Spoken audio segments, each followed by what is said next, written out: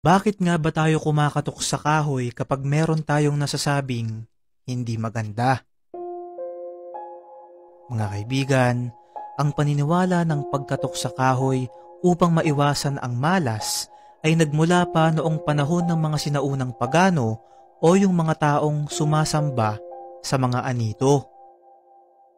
Pinaniniwalaan nila na ang pagkatok sa kahoy o knock on wood sa Ingles ay makokontra ang isang masamang bagay na hindi natin sinasadyang sabihin. Halimbawa na lang, kunwari meron akong sinalihang isang patimpalak at sa sobrang kaba ko ay napasabi ako ng wala na, talo na ako dito.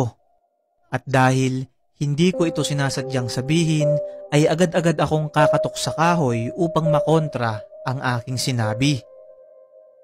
Ang paniniwalang to ay buhay na buhay hanggang ngayon kung saan marami pa rin sa atin ang gumagawa nito upang makaiwas sa malas. Pero alam nyo ba mga kaibigan ay kabaliktaran ang sinasabi ng ilang conspiracy theorist patungkol sa pamahiin na to.